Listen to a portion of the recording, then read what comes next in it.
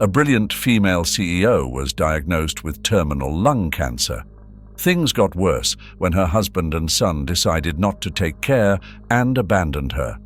Months later, they returned, aiming to seize her vast fortune. But then they quickly regretted their decision.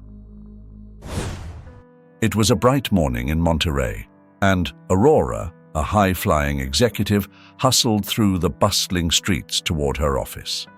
The city's pulse mirrored Aurora's own drive, her professional success evident in the towering skyscrapers of the financial district. Despite her packed schedule, Aurora always prioritized her well-being and her son Nick, a spirited 18-year-old bursting with creativity. Aurora prided herself on her active lifestyle and meticulous health habits. Yet, lately, she found herself battling unexplained fatigue and a nagging dry cough, particularly worsening at night. Initially brushing it off as work-related stress, Aurora soldiered on. But as days turned into weeks, the symptoms persisted, sapping her usual vitality and leaving even the simplest tasks feeling like Herculean feats. Alongside this, a dull ache began to gnaw at her chest, coupled with a baffling loss of appetite. Growing increasingly alarmed by these ominous signals, Aurora resolved to seek medical advice. Though once diligent with her health checkups, the demands of her expanding company had seen her doctor's visits dwindle in the past year. Nevertheless, she went to the clinic feeling anxious, hoping it was nothing serious. However, after a series of tests, the doctor sat in front of her with a worried look. "Aurora, the results show something we need to investigate further," he said cautiously, referring her to an oncology specialist. Aurora's body froze. Everything seemed to move in slow motion, and scenes from her entire life flashed through her mind. "Oh my God, this can't be happening," she thought. The doctor patiently said, "Calm down. Dr. Elliot is waiting for you. He will explain everything and help you in the best way possible. He is a very experienced doctor." In the oncologist's office, the atmosphere was solemn. Aurora, feeling a mix of apprehension and hope, awaited the doctor's words. With a compassionate look, he began to explain the situation. "Aurora, the tests showed that you have lung carcinoma in an almost advanced stage. I won't lie, it's a serious condition and the road ahead is challenging, but we are here to fight alongside you," he said. Aurora felt as if the ground had disappeared beneath her feet. "I always took care of my health. How did this happen?" she asked, her voice trembling with surprise and fear at the news. The doctor offered a sympathetic look. "I understand this is shocking, Aurora. Unfortunately, cancer often doesn't show clear signs until it's in a more advanced stage. But even now, we have treatment options. We will discuss each one and find the best possible path," he continued, trying to instill some hope. "Oncological medicine has advanced a lot, and there are new therapies that can offer significant results. I'm here to support you in every decision and ensure you receive the best possible care," he added. Aurora, absorbing the words, felt a mix of fear and determination. "So, what do we do now? How do we start this battle?" she asked, her voice gaining a new resolution. "We will begin with a detailed discussion about your treatment options. Every case is unique, and we will personalize the plan according to your specific needs," the doctor replied, preparing to guide her through the next steps. When Aurora returned home, a cozy space she had decorated with care and love, she prepared to tell Nick and her husband, Mike. Sitting in the living room, surrounded by memories of happy moments with her family, silence prevailed after the revelation. Nick, trying to be strong for his mother, held back his tears, while Mike hugged Aurora, promising unconditional support. In the days that followed, as Aurora reflected on the impact of the news on her life and career, she began to organize her priorities. She knew she would have to balance treatment with her responsibilities, but was determined to maintain strength for her family. Inside that house, a new phase of challenges and overcoming began. As Aurora's treatment intensified, a subtle but profound change began to infiltrate her home. Since the diagnosis, the routine became a joint effort between her husband and son. Each morning, they meticulously organized to ensure all of Aurora's needs were met. Mike took charge of managing the medications, ensuring Aurora took them on time, and accompanied her to numerous medical appointments and chemotherapy sessions.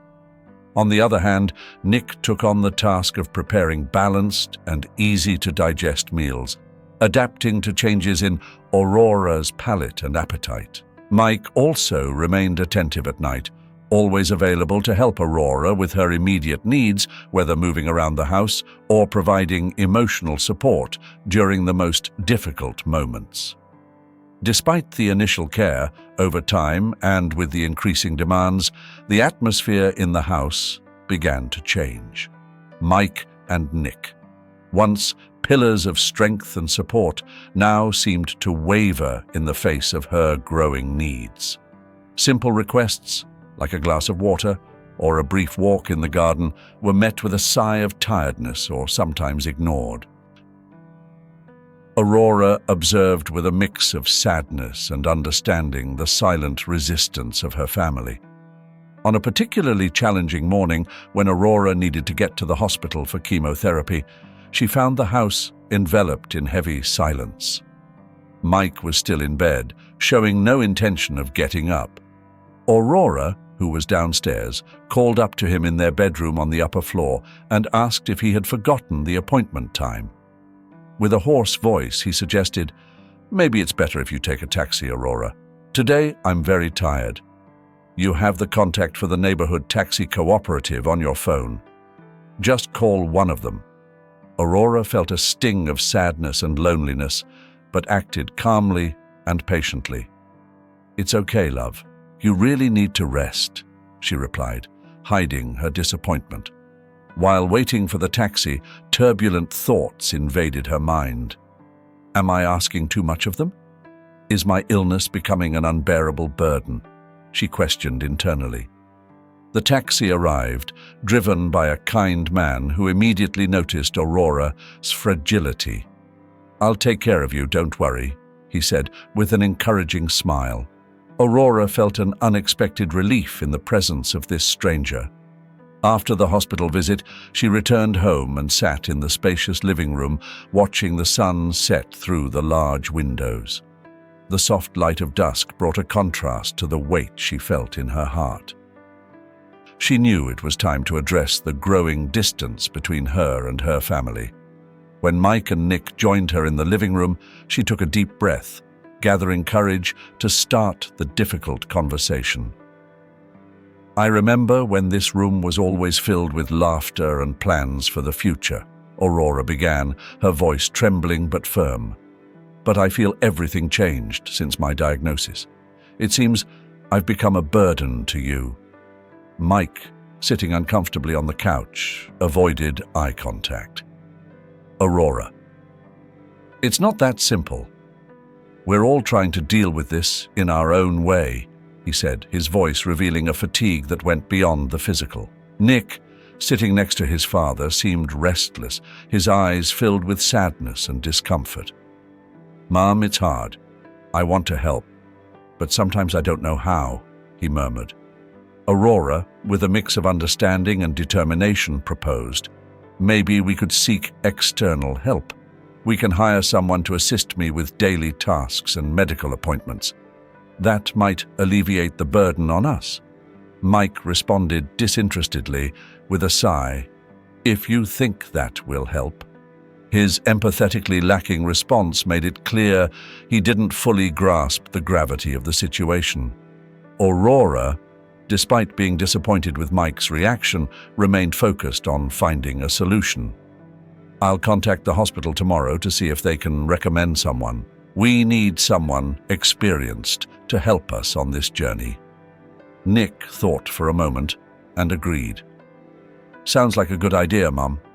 Aurora, with a faint smile, felt a glimmer of hope. She was determined to keep her family together despite the challenges.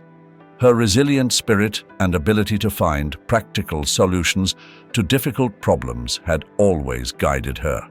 Days later, the new nurse Aurora hired arrived and began taking care of her. He was a specialist in cancer patients and knew exactly how to handle such situations. Sitting in the living room, the tension between Aurora and Mike was palpable. She observed her husband, clearly uncomfortable with the nurse's presence in their home. "Mike, I see you're uncomfortable with the nurse. What's your concern?" Aurora asked. Mike looked at her hesitantly. "I don't feel right. It's strange having another man taking care of you." "I feel like I'm being replaced," he confessed. Aurora tried to calm him. "Mike, he's here only to help me with my health. It's not personal. I especially need him on chemotherapy days. If you feel capable of taking on those cares, we can talk about it." Mike, with a mix of frustration and concern, replied, "It's not just about caring, Aurora. It's about feeling useful. It seems I'm no longer needed here." Aurora, seeking to reassure him, explained, "You are important, always have been. But the nurse has specific experience with cancer patients. He's here to help us, not to replace you." The conversation became more tense when Mike expressed his resentment.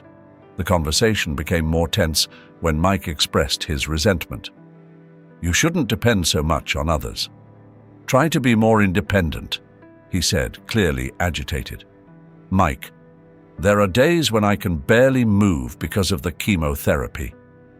"It's not a matter of wanting to be independent or not," Aurora responded, trying to make him understand the gravity of her condition. Unable to accept the situation, Mike abruptly stood up and left, slamming the door behind him. Later, a call from his mother only increased the tension. "Aurora, it's not appropriate to have a man taking care of you." "It's disrespectful," said the mother-in-law over the phone. Aurora, maintaining her calm, replied, "I understand your concerns, but my health is the priority right now. He is a qualified professional and is here to help." Lying in bed that night, Aurora thought about how her illness was affecting everyone around her. She knew she needed to address these delicate issues with Mike. "We need to find a middle ground," she thought, determined to maintain peace and understanding in the family. As Aurora continued her treatment, she realized that the cancer had not worsened, but that did not seem enough to maintain harmony at home. For a week after a tense conversation with Mike, the atmosphere at home seemed to return to normal, and her treatment proceeded without incidents. However, a shocking scene awaited her upon returning from a chemotherapy session. A moving truck was parked in front of her house. Upon entering, Aurora found Mike and Nick packing their things. "We're going to stay at my mother's house for a while," Mike said, avoiding direct eye contact. Aurora felt a wave of sadness and frustration, but she was so exhausted from the treatment that she could hardly express her feelings. Looking at Nick, she asked with a trembling voice, "You want to go too, Nick? You can make your own decisions." Nick, with a cold expression on his face, responded, "It's too hard to be here, Mum. I'd rather stay with Dad." Nick's words were like a blow to Aurora, confirming her worst fears of feeling unwanted and abandoned in the midst of her struggle. After Mike and Nick left, Aurora's house, once filled with life and love, now echoed with melancholic silence as she struggled to accept the new reality. An unexpected figure knocked on her door, her cousin Layla, who had heard about the recent events. "Aurora, I heard what happened. I couldn't let you face this alone," Layla said, embracing her tightly. Layla, a woman of strong spirit and warm heart, always had a special relationship with Aurora. Aurora, feeling a mix of relief and sadness, shared with Layla the challenges she was facing. "They're gone, Layla. just when I needed them the most," Aurora said, as tears ran down her face. Layla listened attentively, her expression mixing concern and indignation. "That's unbelievable, Aurora. But you're not alone. I'll stay with you during this period. We'll get through this together," Layla affirmed with determination. In the following days, Layla became a constant and comforting presence in the house, helping with daily chores, accompanying Aurora to her appointments, and providing the much-needed company. "You've always been more than a cousin to me, Layla. You're a true friend," Aurora said in a moment of gratitude. With Layla by her side, Aurora felt a bit stronger to face the challenges of her condition. The house, which had seemed empty and cold, began to regain some human warmth. There was still a deep pain from the departure of Mike and Nick, but Layla's presence brought new hope and strength for Aurora to continue her path to recovery. Layla had always been a figure of resilience and strength, qualities forged by challenging circumstances in her own life. Widowed for some years, she lost her husband in a tragic car accident when their 2 children were still young. Since then, Layla had tirelessly dedicated herself to raising her children alone, balancing the responsibilities of a single mother with various jobs. Despite daily challenges, Layla never let hardships shake her optimistic spirit. She raised her children with love and dedication, instilling in them values of strength and compassion, and took pride in seeing them grow up healthy and happy despite their father's absence. When she learned of Aurora's situation, Layla did not hesitate to extend her hand. She saw in Aurora not just a cousin, but a sister of the heart, dividing her time between work, taking care of her children, and helping Aurora. Layla showed herself as an example of altruism and generosity. "I know you'd do the same for me," Layla said while preparing a meal for Aurora. "We're family. We need to support each other, especially in difficult times." She cared for Aurora with the same tenderness and attention she devoted to her children, balancing hospital visits and chemotherapy sessions with school activities and her children's needs. At night, after putting her children to bed, Layla rushed to Aurora's house, sitting by her side, sharing stories, laughs, and sometimes tears. "You know, Aurora, sometimes life tests us in ways we'd never expect. Losing my husband was devastating, but it taught me to cherish every moment and to be strong for my children," Layla reflected. Aurora, listening attentively, found inspiration in Layla's strength. "You're amazing, Layla. I don't know how you managed to do all this," Aurora marveled. Layla smiled, a smile that hid tiredness but radiated hope. "We women are made of something special, Aurora. We have the capacity to carry the world on our shoulders and still move forward." The next day, feeling the painful absence of Mike and Nick, Aurora decided to call them, seeking to reconnect and express her feelings. With a heavy heart, she dialed Mike's number. "Mike, I miss you both." "How are you?" asked Aurora, trying to hide the sadness in her voice. Mike's indifferent tone cut Aurora to the heart. "We're fine, Aurora. Nick and I are adapting to our new life. Don't worry about us." His words were cold, devoid of the concern and love Aurora longed to hear. "But I do worry, Mike. I need you, especially now," insisted Aurora, her voice heavy with emotion. "Look, Aurora, I understand it's hard for you, but we all have our lives. We can't stay stuck in this. Nick and I are moving on," said Mike, ending the conversation abruptly, leaving Aurora with the phone in her hand and tears in her eyes. The next day, Aurora tried again, this time calling Nick. "Nick, my love, your mother needs you." "I miss you so much," she said, hopeful. Nick, though softer than Mike, expressed a similar resolution. "Mum, I like being with Dad, Here, I don't need to think about illnesses all the time. I'm sorry, but I don't want to come back, he admitted. Nick's words, though reluctantly spoken, were a hard blow for Aurora, who realized the depth of her family's rejection. Hanging up the phone, Aurora felt abandoned and helpless.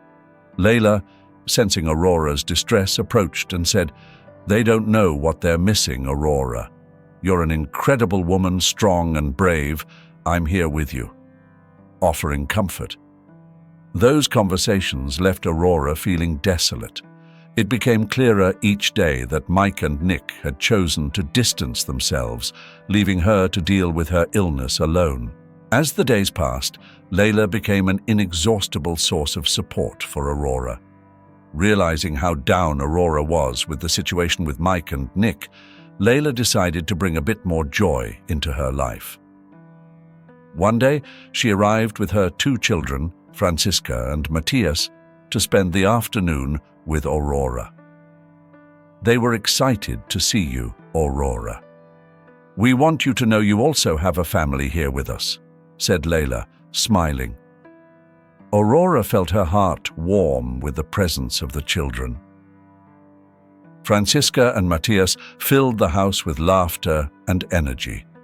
For a few hours, Aurora could forget her sorrows and surrender to the simple joy of being in a family. Layla, despite her humble life, never let difficulty stop her from seeking improvements. She shared with Aurora about returning to her studies. "You know, Aurora, after the kids grew up a bit, I decided to go back to school. I'm studying nursing with a scholarship I got. It's a struggle, but I know it'll be worth it," Layla said, her voice full of hope and determination. Inspired by Layla, Aurora began to open up to new experiences. Layla took her to the local park, something Aurora hadn't done in months. Sitting on a bench watching the children play, Aurora felt a sense of peace and gratitude. "Layla, thank you for bringing me here. I didn't know how much I needed this," said Aurora, with tears of joy in her eyes. Layla smiled and took Aurora's hand. "Sometimes all we need is a bit of fresh air and good company. You'll always have that with me, Aurora." After weeks of small joys and reconnections with life, Aurora felt revitalized. However, life in its unpredictability had other plans. During her routine checkup, the doctor's worried demeanor prepared Aurora for news she feared. "Aurora, I regret to inform you that your cancer, which seemed to be receding, now shows signs of strengthening," revealed the doctor, his voice loaded with professionalism and empathy. Aurora felt the ground disappear beneath her feet. "But I was feeling better." "How is this possible?" she asked, a mix of disbelief and fear in her voice. "Unfortunately, cancer is unpredictable and complex. We're going to need to adjust your treatment and perhaps consider new approaches," explained the doctor, offering not just a medical plan but also moral support. Returning home, Aurora shared the news with Layla. Sitting in the kitchen where so many conversations had taken place, Layla took Aurora's hands. "We're going to face this together, Aurora. No matter how hard it is," said Layla, her voice firm, but her eyes revealed the concern she felt. Aurora, though grateful for Layla's unwavering support, felt a wave of despair. "I was starting to have hope again, Layla. Now it seems like everything is falling apart," Aurora confessed, tears sliding down her face. In the days that followed, Aurora reflected on life's injustice. She thought about how, despite her efforts and the joy recently rediscovered, her illness refused to yield. "Why me?" she wondered, lost in her thoughts. Layla tried to offer comfort. "Life isn't always fair, Aurora, but even in the darkest moments there are rays of light. You are one of those rays for me and for everyone who knows you," said Layla, trying to instill some strength in Aurora. Amidst the emotional turmoil, she found an unknown strength within herself. She decided that, regardless of the outcome, she would continue fighting not only for herself, but also for those who loved her and whom she loved. One afternoon, encouraged by Layla, Aurora decided to call Mike. She needed to tell them about the recent worsening of her health, hoping that maybe this could bring some change in their attitude. With trembling hands, she dialed the number, feeling every heartbeat. "Mike, I need to tell you about what the doctor said," Aurora began hesitantly. The voice on the other side of the line was cold, distant. "Aurora, what do you want now?" "Nick and I are busy with our lives," interrupted Mike. "I'm sorry to bother you, but my cancer has worsened." "I thought you should know," said Aurora, trying to contain her emotion. There was a pause on the other side of the line before Mike responded. "Aurora, that doesn't change anything for us. I've made my decision. Nick and I are better now, away from all that negativity. Your illness is no longer our responsibility." Aurora felt as if a dagger had pierced her heart. "Mike, please don't talk like that. I'm still your wife, the mother of your son," she pleaded, her voice broken by pain and despair. "That brings me to my next point. I'm sending the divorce papers. I think it's better for all of us to move on," said Mike, his voice impersonal and final.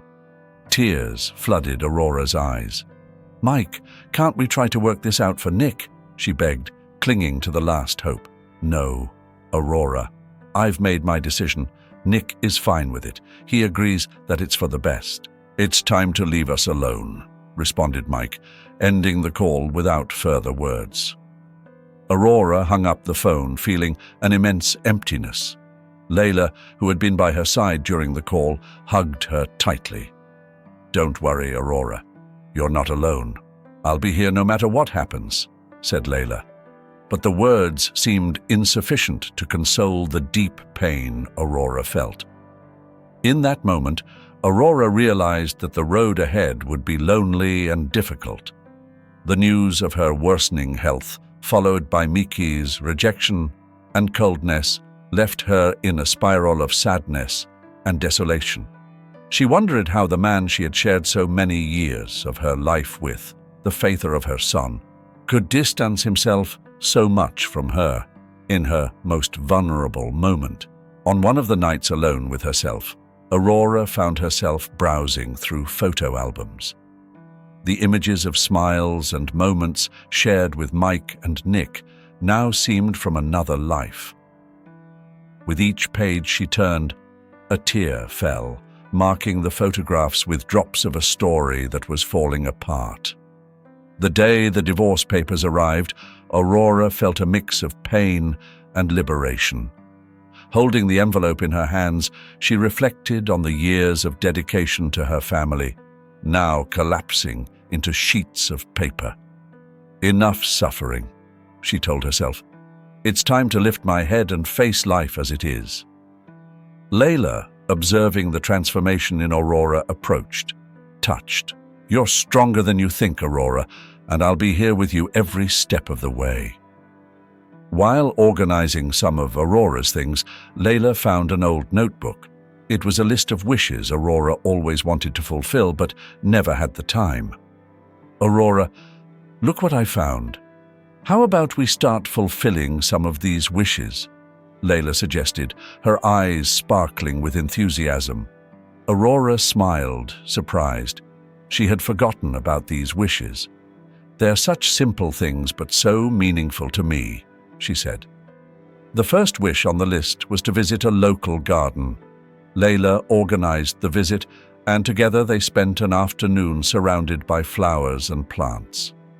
Aurora savored every scent and admired every color, feeling a joy she had forgotten existed.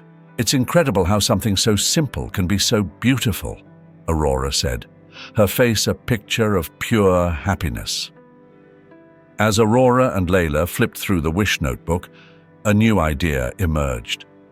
"Look at this one, Aurora. Spend a day at the beach feeling the sand and the sea." "That sounds wonderful," exclaimed Layla. Aurora smiled, remembering the old wish. I can't remember the last time I went to the beach. It would be really beautiful, she replied, the idea igniting a spark of enthusiasm. The following weekend, Layla organized a trip to the nearest beach. Sitting in the sand, Aurora closed her eyes, feeling the sea breeze and listening to the sound of the waves. It's so peaceful here. Thank you for bringing me, Layla, said Aurora, her voice full of gratitude. Another item on the list was to watch a spectacular sunrise. Layla, always eager to make Aurora's wishes come true, planned an early morning outing. We're going to get up very early tomorrow. You're going to see the most beautiful sunrise of your life, Layla promised. The next day, in the darkness before dawn, Aurora and Layla found the perfect spot to watch the spectacle. As the sun rose on the horizon, Aurora felt a wave of emotion. I had forgotten how wonderful it is to see the start of a new day, she said, tears of joy in her eyes. Flipping through the notebook further, Layla pointed out another wish. Learn to dance salsa, Aurora. That would be amazing. Aurora laughed, a bit hesitant. I don't know how to dance, Layla, and with my health. Layla interrupted her with an encouraging smile. It doesn't matter, Aurora. The idea is to have fun. We'll find a class for beginners. You'll love it. In the following weeks, Aurora and Layla attended salsa classes.